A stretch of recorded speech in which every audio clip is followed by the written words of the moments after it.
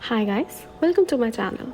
आज हम एक ऐसे केस को डिस्कस करने जा रहे हैं जिसे सॉल्व करने के लिए लाखों की संख्याओं में पुलिस ऑफिसर्स को तैनात किया गया और आज 40 साल हो गए हैं पर फिर भी ये केस अनसॉल्व्ड है। ये केस है द मॉन्स्टर विद 21 फेसेस का। ये जापान की ग्रेटेस्ट अनसॉल्व्ड मिस्ट्रीज में से एक है और अगर आप थ्रिलर मूवीज़ या एनिमे के शौकीन हो तो ये आपके लिए काफ़ी दिलचस्प होने वाला है। तो चलिए शुरू करते हैं। 18 मार्च 1974 की शाम को कात्सुहिसा इज़ाकी को उसके ही घर से किडनैप कर लिया गया और इज़ाकी कोई आम आदमी नहीं था। वो एक काफ़ी पुरानी and well known candy making company Ezaki Glico का प्रेसिडेंट था। तो चलिए जानते हैं उस शाम आखिर हुआ क्या। इज़ाकी अपने घर में अपनी बीवी और 3 बच्चों के साथ रहता था।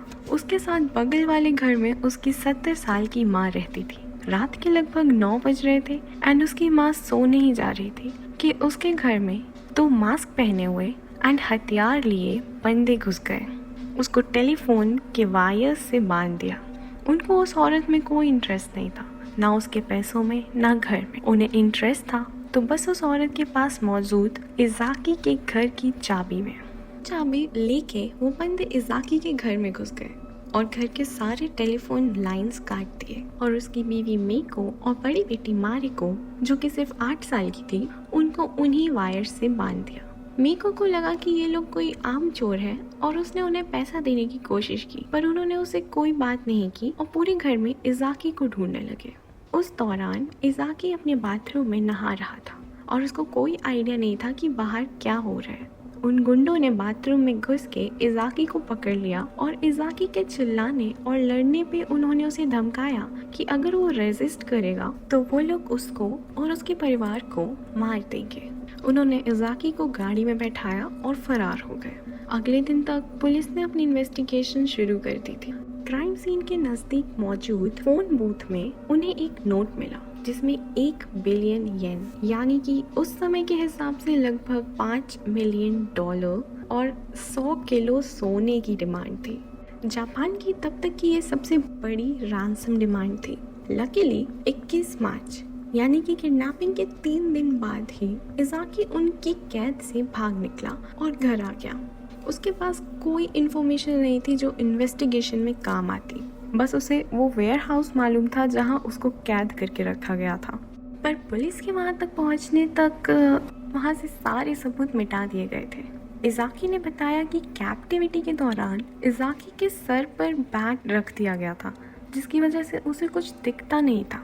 उसको बस कुछ बेसिक कपड़े और खाने के लिए बिस्किट्स एंड जूस दिया गया था। किडनैपर्स ने उसको कोई चोट नहीं पहुंचाई थी और जरा ट्विस्ट की बात ये थी कि वो पिस्टल्स और गन्स जिसके सहारे वो लोग इज़ाकी के घर में घुस के उसको किडनैप किए थे वो टॉय गन्स थी। ये एक बड़ी बात है कि उन्होंने पूरी किडनैपिंग सिर्फ टॉय गन्स के बेसिस पे रची थी। पुलिस की इन्वेस्टिगेशन अभी जारी थी और इज़ाकी की फैमिली एंड उसकी कंपनी के एम्प्लॉयज़ काफ़ी खुश थे कि वो वापस आ चुका था और किसी को कोई रकम भी नहीं देनी पड़ी।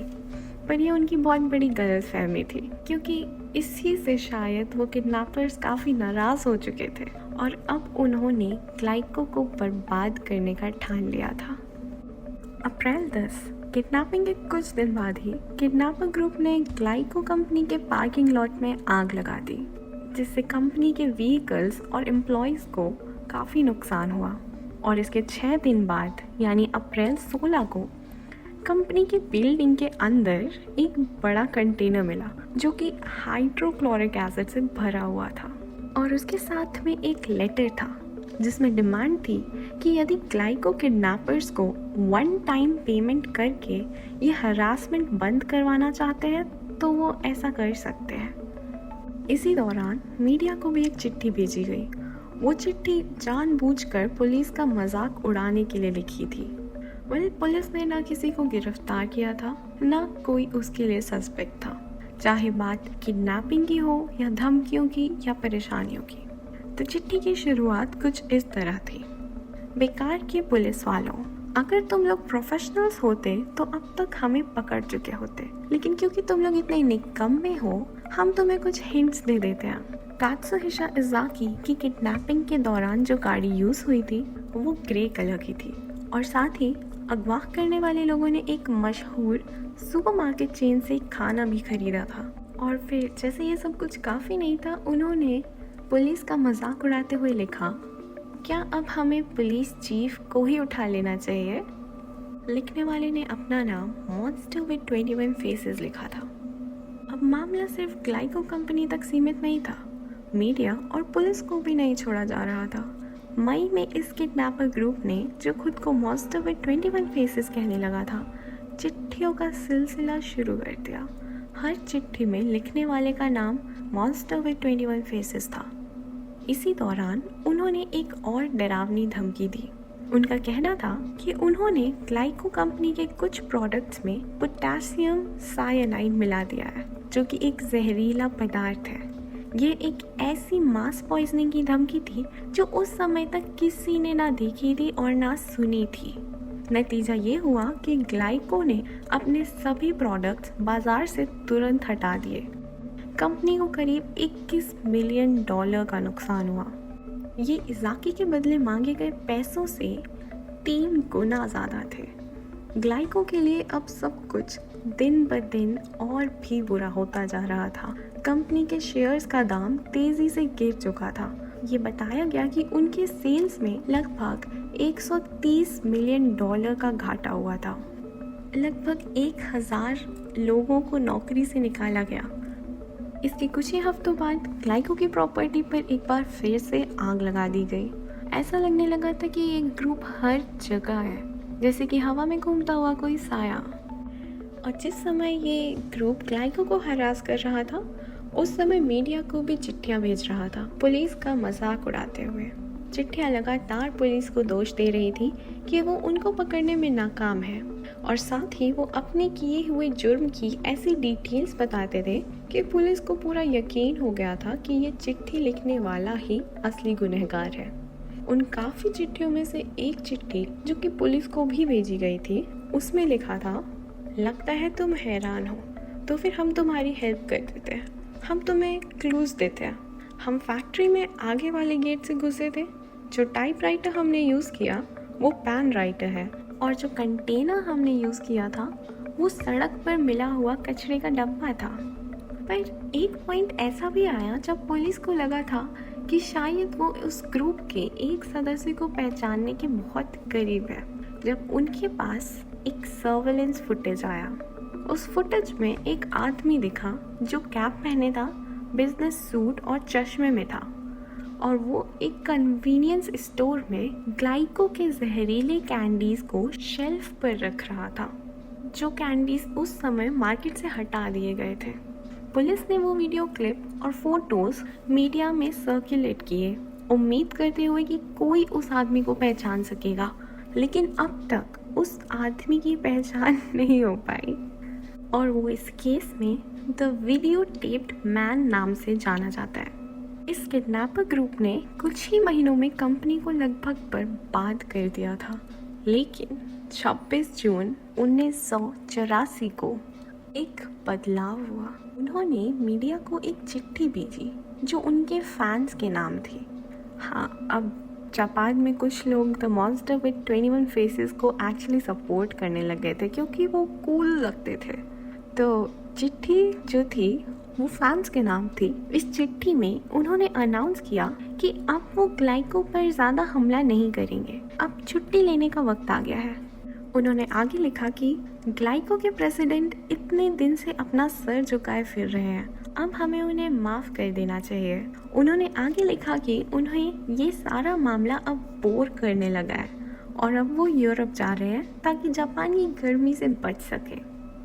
अचानक बदलाव ने पुलिस बाकी सभी को भी हैरान कर दिया था, और सच भी ये था कि मॉन्स्टर विद 21 फेसेस ने ग्लाइको को एक्चुअली छोड़ दिया था बिना कोई पैसे लिए।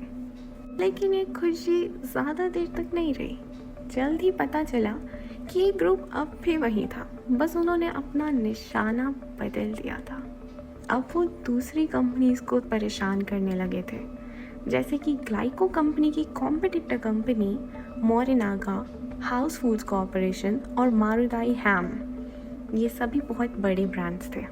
ग्लाइको के साथ चल रही अपनी लड़ाई ख़त्म करने के कुछ हफ्ते पहले मॉन्स्टर ने मारुदाई कंपनी को परेशान करना शुरू कर दिया था, और जिस दिन उन्होंने ग्लाइको को शांति का पैगाम दिया, उसी दिन उन्होंने मारुदाई से कहा कि अगर वो 50 मिलियन येन, लगभग $3 लाख का रैंसम दे तो उनको परेशान नहीं किया जाएगा, और अगर मारुदाई को ये कंडीशन मंजूर है तो पैसे देने की डिटेल्स 2 दिन बाद ओसाका से क्योटो जाने वाली ट्रेन में मिलेगी।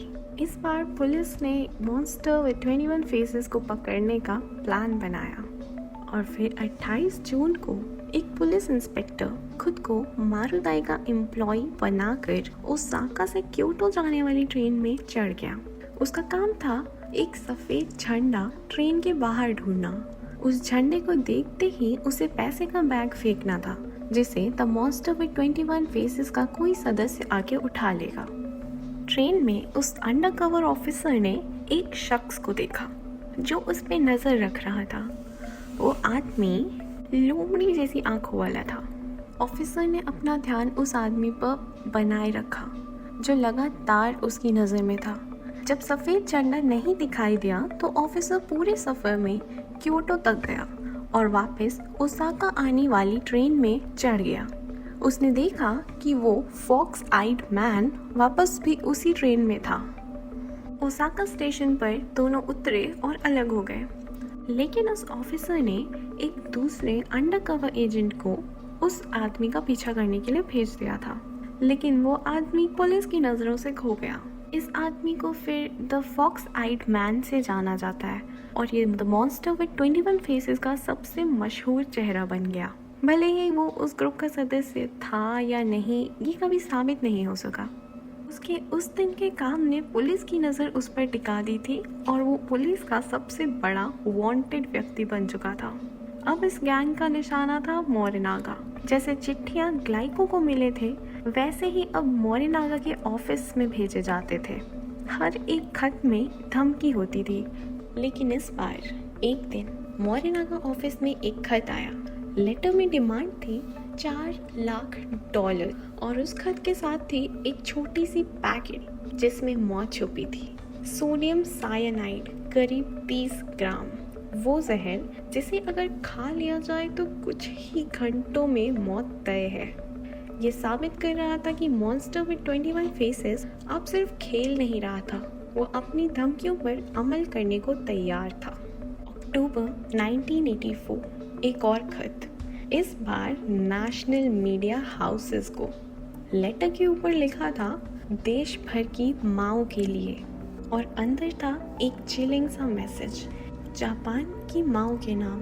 पतझड़ का मौसम है, भूख बहुत लगती है, मिठाइयाँ भी बहुत अच्छी लगती है, और जब मिठाइयों की बात हो तो नाम आता है मोरिनागा का। हमने उसमें एक नया स्वाद मिलाया है, पोटेशियम साइनाइड का। स्वाद थोड़ा कड़वा होता है, लेकिन अच्छा है, कम से कम दांतों में कीड़ा तो नहीं लगेगा। अपने बच्चों के लिए ज़रूर खरीदिए। हमें इन कड़वी मिठाइयों पर एक छोटी सी वार्निंग ज़रूर चिपकाई है। ऐसे 20 बॉक्सेस हमने रख दिए, हकाटा से लेकर टोक्यो तक के स्टोर्स में। देश भर में पैनिक मच गया। पुलिस ने नेशन वाइड तलाशी शुरू कर दी। ओसाका, क्योटो और नागोया तक ऐसे चॉकलेट्स मिल गए जो सच में जहर से भरे हुए थे।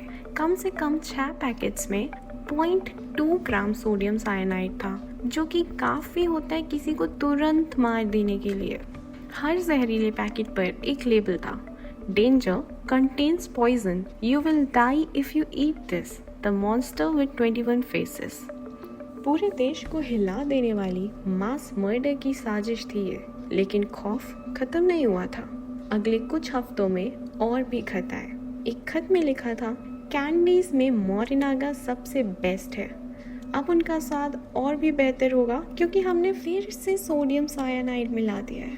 पर इस बार वार्निंग लेबल्स भी नहीं चिपकाई हैं। इसका मतलब था जहरीले पैकेट्स अब बिना किसी वार्निंग के मार्केट में घूम रहे थे। ग्लाइको की तरह ही मोरिनागा के प्रोडक्ट्स भी मार्केट से हटा दिए गए। कंपनी की सेल्स में 60%, 60% की गिरावट आई। उनका शेयर प्राइस टूट गया। सरकार को कंपनी में हिस्सेदारी लेनी पड़ी ताकि कंपनी डूब ना जाए। फिर आया नया साल, फरवरी 1985। नया साल आ चुका था, पर पुलिस को फिर भी मार्केट्स में जहरीले पैकेट्स मिल रहे थे। द मॉन्स्टर विद 21 फेसेस सिर्फ धमकियां नहीं दे रहा था, वो खौफ को एक कला बनाता जा रहा था। और उनका ये आतंक का कैंपेन अब नए साल तक जारी रहने वाला था। 1984 के नवंबर में उन्होंने एक नई कंपनी को भी निशाना बनाया था, हाउस फूड कॉरपोरेशन। उनकी तरफ से भेजी गई पहली धमकी भरी चिट्ठी में लिखा था, हम वही लोग हैं जो ग्लाइको और मोरिनागा वाले हादसे में शामिल हैं। अगर तुम भी ग्लाइको और मोरिनागा जैसा अंजाम नहीं चाहते तो पैसे दे दो। अगर जवाब नहीं आया तो हम तुम्हारे भी प्रोडक्ट्स में जहर मिला देंगे। और इस चिट्ठी के साथ मॉन्स्टर ने एक जहरीली करी का सैंपल भी भेजा था। हफ्तों तक हाउस फूड्स को धमकियां मिलती रही और आखिरकार उन्होंने 100 मिलियन येन, लगभग $4 लाख का रैंसम देने का फैसला किया। पैसा 14 नवंबर 1984 को एक सफ़ेद कपड़े से मार्क की गई लोकेशन पर छोड़ा जाना था। और लोकेशन थी ओत्सु, शिगा प्रेफेक्चर का एक भीड़ भाड़ वाला शहर। इस बार सब कुछ प्लान के मुताबिक चल रहा था और पुलिस भी इसमें शामिल थी। ऑफिसर्स उन एम्प्लॉयज़ की वैन का पीछा कर रहे थे जो पैसा लेके जा रहे थे, लेकिन जब पैसा एक डस्टबिन में छोड़ने का वक्त आया तो उन्होंने देखा कि वो सफ़ेद कपड़ा कैनिस्टर के ऊपर होना चाहिए था, वो ज़मीन पर पड़ा था। ये एक सिग्नल था कि डील अब कैंसिल हो चुकी थी। पर इस दौरान पुलिस का ध्यान सिर्फ पैसों पर नहीं, एक जाने पहचाने चेहरे पर भी था, the fox eyed man. Officers ने इसे पहले देखा था। इसी ड्रॉप लोकेशन के आसपास एक ऑफिसर ने उस आदमी को देखा, लेकिन इस बार फिर फॉक्स आइड मैन पुलिस की नज़र से बच निकला। बाद में पता चला कि पैसा ड्रॉप करने की कुछ देर पहले एक स्टेशन वैगन उस जगह के आसपास देखा गया था। गाड़ी ड्रॉप पॉइंट के 50 मीटर दूर यूं ही घूम रही थी।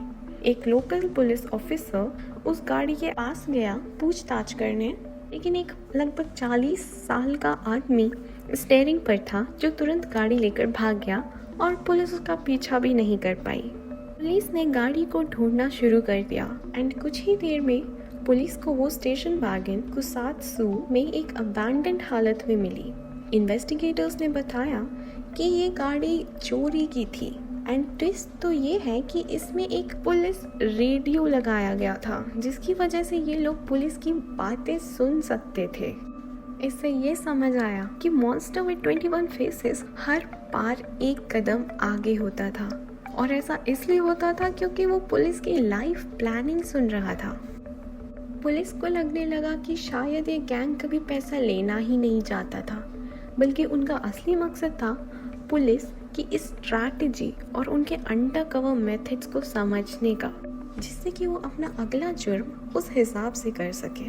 नवंबर में शिगा वाले इनकाउंटर के बाद मॉन्स्टर विद 21 फेसेस ने हाउस फूड्स को कुछ और हफ्तों तक धमकियां भेजना जारी रखा। फिर दिसंबर आया और उन्होंने एक नया टारगेट चुना, एक जापानी रिटेल और रेस्टोरेंट चेन जिसका नाम था फ्यूजिया। 1985 के शुरू होते ही मॉन्स्टर्स ने अपना पूरा फोकस फ्यूजिया पर लगा दिया। उनकी डिमांड इस बार कुछ अजीब थी। क्या आप गेस कर सकते हो? उनकी डिमांड थी कि फ्यूजिया को टोक्यो और ओसाका के 2 स्काई स्क्रैपर्स यानी कि सबसे ऊंची बिल्डिंग्स के छत पर से पैसे उड़ाकर उनकी बरसात करनी चाहिए, जैसे कि आपने मूवीज़ में देखा होगा। इसके बाद जनवरी में पुलिस ने पब्लिक में एक स्केच जारी किया, फॉक्स आइड मैन का। ये दूसरा ऑफिशियल इमेज था उन मिस्टीरियस लोगों में से एक का चेहरा। फरवरी में मॉन्स्टर्स ने फ्यूजिया और अपनी पुरानी शिकार मोरिनागा को दोबारा टारगेट किया, लेकिन इस बार उन्होंने 2 नए फूड कंपनीज मेजी एंड लॉटे को भी धमकी भरे लेटर्स भेजने शुरू किए। वैलेंटाइंस डे नज़दीक आने लगा था और ऑफिसर्स को डर था कि एक नए पॉइजन अटैक की लहर फिर से शुरू होने वाली है। और ऐसा ही हुआ। कुछ मोरिनागा की कैंडीज मार्केट में मिली जिनमें साइनाइड मिलाया गया था, लेकिन वो पैकेजेस क्लियरली मार्क्ड थे, उन पे लेबल्स लगी थी जिससे पुलिस ने आसानी से उन्हें पहचान लिया। अगले कई महीने तक पुलिस ने मिस्टीरियस और खतरनाक लोगों के पीछे लगी रही। एक ऐसा गैंग जो 1 साल से ज़्यादा समय से इतनी बड़ी बड़ी कंपनीज को धमकी दे रहा था, उन्हें ब्लैकमेल कर रहा था और उनकी पब्लिक इमेज से खेल रहा था। लेकिन सबको ये समझ आ रहा था कि पुलिस अब तक किसी भी रियल प्रोग्रेस के करीब नहीं पहुंची थी। योमियोरी शिंबुन, जापान के एक जाने माने न्यूज़पेपर ने लिखा, हमने ऐसा कोई भी केस नहीं देखा जहां क्रिमिनल्स ने पुलिस की इस कदर धज्जियां उड़ाई हों। लोगों का भरोसा पुलिस पर से उठने लगा था। अब पब्लिक ओपनली पुलिस पर सवाल उठाने लगी। हर किसी को लग रहा था कि 1 साल से ज़्यादा बीत गया है, पब्लिक की लाइफ के साथ छेड़खानी की जा रही है, लेकिन पुलिस ने किसी को पकड़ा भी नहीं और ना ही इन लोगों के प्लान्स को रोक पाई। धीरे धीरे आवाज़ें उठने लगी कि कुछ ऑफिसर्स को या तो रिज़ाइन कर देना चाहिए या उन्हें इस केस से हटा देना चाहिए। शोजी यामामोतो, जो शिगा प्रेफेक्चर के 60 साल के पुलिस सुपरिंटेंडेंट थे, उन्हें उनके पद से हटा दिया गया और उनका ट्रांसफ़र नेशनल पुलिस एजेंसी में कर दिया गया। यामामोतो वो ऑफिसर थे जो नवंबर के शिगा ऑपरेशन को लीड कर रहे थे, जिसमें वो फॉक्स आइड मैन और वो स्टेशन वैगन का ड्राइवर पुलिस से बच निकला था। यामामोतो ने इस फेलियर को पर्सनल ले लिया और पब्लिकली माफ़ी मांगी। ये उनकी पूरी करियर का सबसे बड़ा फेलियर था।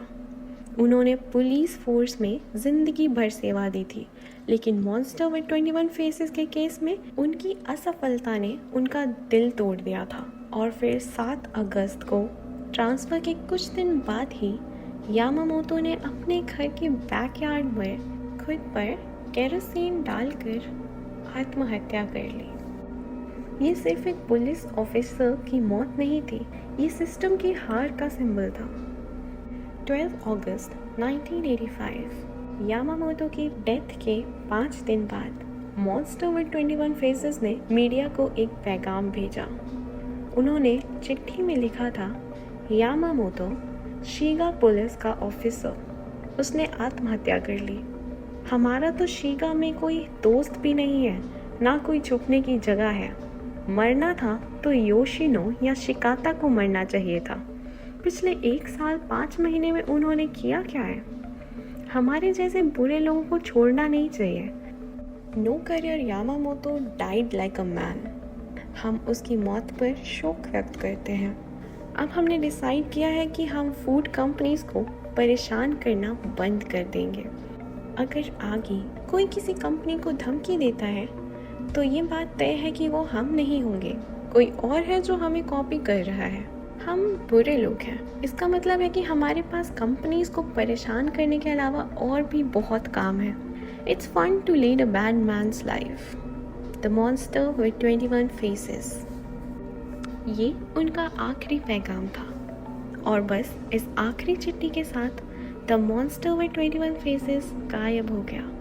ना कोई अरेस्ट, ना कोई लीड और ना कोई चेहरा। उनके बाद फिर कुछ छोटे मोटे ग्रुप्स ने उनकी कॉपी करने की कोशिश की। पुलिस और अलग अलग कंपनीज को धमकी वाले लेटर भेजे, लेकिन उनमें ना वो प्लानिंग थी और ना वो साइकोलॉजिकल इम्पैक्ट। मॉन्स्टर गैंग के लोग भले ही गायब हो गए, उन्हें ढूंढने का सिलसिला कई सालों तक चलता रहा। पुलिस ने अब तक की इकट्ठा की गई सारे सबूतों को पब्लिक कर दिया। वो सीसीटीवी फुटेज वाला आदमी जिसे द वीडियो टेप मैन नाम दिया गया था, और वो वॉक्स आइड मैन का स्केच। इसके अलावा इन्वेस्टिगेटर्स ने एक और चीज़ रिलीज़ की, एक फ़ोन कॉल रिकॉर्डिंग जो रैंसम की डिमांड के वक्त मॉन्स्टर ग्रुप की तरफ से की गई थी। उसमें एक औरत और एक बच्चे की आवाज़ सुनाई देती है। मीडिया ने इस ऑडियो को वाइडली सर्कुलेट किया ताकि कोई शायद इन आवाज़ों को पहचान सके, लेकिन कोई भी सॉलिड सस्पेक्ट आइडेंटिफाई नहीं हो पाया। इस इन्वेस्टिगेशन में अब 10,000 पुलिस ऑफिसर्स को इन्वॉल्व किया जा चुका था। पर सबसे बड़ा सवाल था कि आखिर मॉन्स्टर विद 21 फेसेस का मकसद क्या था। ऊपर से देखा जाए तो लगता है कि ये सब रैंसम के लिए किया जा रहा था, लेकिन हर रैंसम ड्रॉप पर रैंसम उठाने कोई आता ही नहीं था। ना पैसा लिया गया, ना कोई आइडेंटिटी रिवील की गई। इस क्राइम स्प्री को बेल्जियम के ब्राबेंट किलर्स के काम से कंपेयर किया गया, जो 1982 से 1985 के बीच में एक्टिव थे। तो ये था case the monster with 21 faces का, जिन्होंने टॉय गन्स के बेसिस में एक कंपनी के मालिक को उठा लिया और कुछ ही हफ्तों में जापान की मेजर फूड कंपनीज को डिस्ट्रॉय करके रख दिया। इन्होंने पब्लिक में हलचल मचा दी, पुलिस को बुली किया और इवन अपने क्राइम के खुद हिंट्स पुलिस को लेटर्स लिख के भेजे, और बस यूं ही एक दिन गायब हो गए। तो चलिए इस केस से रिलेटेड कुछ थ्योरीज भी जानते हैं। तो कुछ लोगों का ये मानना था कि शायद नॉर्थ कोरिया की गवर्नमेंट ने ये प्लान बनाया ताकि जापान की इकोनॉमी और पब्लिक ट्रस्ट को तोड़ा जा सके। नॉर्थ कोरिया के पहले के रिकॉर्ड्स देखकर ये थ्योरी इतनी भी एब्सर्ड नहीं है। एक थ्योरी ये भी थी, मॉन्स्टर विद 21 फेसेस का असली मकसद पर्सनल था। उनमें से कोई एक व्यक्ति या ग्रुप का कोई एक मेंबर उनकी टारगेट बनी हुई कंपनीज में से किसी से पर्सनल बदला लेना चाहता था। ज़्यादा चांसेस थे कि ये टारगेट उनकी शुरुआती 2 कंपनीज में से कोई एक थी, या तो ग्लाइको या मोरिना का। शायद कोई पुराना एम्प्लॉय जिसे निकाल दिया गया हो और अब वो उस कंपनी से बदला लेना चाहता हो। और अगर आप पूरे केस को शुरुआत से देखें तो लगता है कि उनका सबसे गहरा रिश्ता ग्लाइको के साथ था। ग्लाइको के प्रेसिडेंट इजाकी का एब्डक्शन जितना डिटेल में प्लान किया गया था, उससे यह क्लियर होता है कि वो कोई रैंडम टारगेट नहीं था। मॉन्स्टर ने पुलिस को बार बार चैलेंज किया कि उनके पास ग्लाइको के अंदर तक एक्सेस है। वो कंपनी के बिल्डिंग में चिट्ठियाँ छोड़ जाते थे, आग भी लगा देते थे, वो भी बिना पकड़े जाए। हालांकि बाद में उन्होंने मोरिनागा और दूसरी फूड कंपनीज को टारगेट किया, लेकिन उन कंपनीज के केस में उनके पास इतनी डिटेल्ड नॉलेज या एक्सेस नहीं थी। कुछ लोगों का मानना है कि उन्होंने जानबूझकर अपने टारगेट बदले ताकि इन्वेस्टिगेशन कंफ्यूज हो सके और उनके असली मोटिव को कोई समझ ना पाए। एक थोड़ी अजीब सी थ्योरी ये है कि शायद ये कुछ बड़े लोगों का काम था जिससे कि स्टॉक मार्केट गिर सके और वो उसमें अपना फ़ायदा निकाल सके। Okay, this is a very weird theory I believe, but honestly कुछ भी हो सकता है। ओके, एक और पॉपुलर एंड इंटरेस्टिंग थ्योरी ये थी कि द मॉन्स्टर विद 21 फेसेस का कनेक्शन याकुजा से था। याकुजा यानी जापान का अंडरवर्ल्ड। कई पुलिस ऑफिसर्स ने भी इस पर खुले तौर पर स्पेक्युलेट किया था। इन्वेस्टिगेशन के शुरुआती दिनों में कुछ ऑफिशियल्स का मानना था कि याकुजा के किसी ग्रुप ने इस ऑपरेशन में भाग लिया हो सकता है, या तो अपनी अर्निंग्स बढ़ाने के लिए या फिर पुलिस का ध्यान किसी और डायरेक्शन में डाइवर्ट करने के लिए। ये थ्योरी थोड़ी और सॉलिड हुई अगस्त 1985 में, जब मॉन्स्टर ग्रुप ने अपनी ऑफिशियल रिटायरमेंट अनाउंस की। उसी वक्त याकुजा के अंदर एक गैंग वॉर शुरू हो गया था, जिसे आज हम यामाइची वॉर के नाम से जानते हैं। ये गैंग वॉर लगभग 4 साल तक चला और 1989 में जाकर ख़त्म हुआ। इस दौरान पब्लिक जगह पर कई शूटिंग्स हुई और याकुजा के इंटरनल हायरार्की में बहुत मेजर चेंजेस हुए। ये थ्योरीज थोड़ी सी वाइल्ड है, लेकिन इस केस में कुछ भी इम्पॉसिबल नहीं लगता। खैर, इतने सालों के इन्वेस्टिगेशन के बाद पुलिस ने सिर्फ एक इंसान को ऑफिशियली सस्पेक्ट के रूप में आइडेंटिफाई किया, मनाबू मियाज़ाकी। जनवरी 1985 में फॉक्स आइड मैन का स्केच रिलीज हुआ था और सिर्फ फिजिकली ही नहीं, मियाज़ाकी का पास्ट भी मॉन्स्टर के मोटिव्स के काफ़ी करीब लगता था, क्योंकि 1975 में मियाज़ाकी ग्लाइको के साथ एक लेबर डिस्प्यूट में इन्वॉल्व था, जिसके बाद मियाज़ाकी ने ग्लाइको को पब्लिकली एक्सपोज भी करने की कोशिश की। उसने बोला था कि ग्लाइको इलीगली अपना industrial waste local water bodies में डिस्पोज कर रहा है। इनफैक्ट मियाज़ाकी के पिताजी एक याकुजा बॉस थे, लेकिन स्पेसिफिक दिनों पर मियाज़ाकी उन लोकेशंस पे था ही नहीं, इसलिए पुलिस को उसे क्लीन चिट देनी पड़ी। आज भी ग्लाइको मोरिनागा केस अनसॉल्व्ड है। पुलिस ने कई साल पहले इसकी इन्वेस्टिगेशन क्लोज कर दी, क्योंकि जापान के लॉ के मुताबिक कुछ सीरियस क्राइम्स पर एक डेडलाइन रहता है उस क्राइम के लिए किसी को प्रोसिक्यूट करना हो तो। आखिरी साल में पुलिस ने पूरी कोशिश की थी कि किसी तरीके से इस केस का कोई कंक्लूजन निकले। लगभग 10 लाख पुलिस ऑफिसर्स इस केस पर किसी न किसी फॉर्म में काम कर चुके थे। करीब 1.5 लाख लोगों से पूछताछ की जा चुकी थी, लेकिन मॉन्स्टर विद 21 फेसेस के मेंबर्स का कोई पता नहीं चला। फरवरी 2000 ये केस बंद कर दिया गया। एंड आज भी अगर मॉन्स्टर विद 21 फेसेस के लोग असली में सामने आ जाएं, तो उन पर कोई केस बन नहीं सकता। और इस तरह जापान के सबसे notorious unsolved mystery Glico Morinaga incident को अंजाम दिया गया, एंड ये आज भी अनसॉल्व्ड है। तो आपको क्या लगता है, मॉन्स्टर्स का एक्चुअली कोई मकसद था, और do you think they were just trolling? Now it's your turn to tell me what do you feel about this case. What are your theories? And if you like this case and the video, then do like and share and subscribe.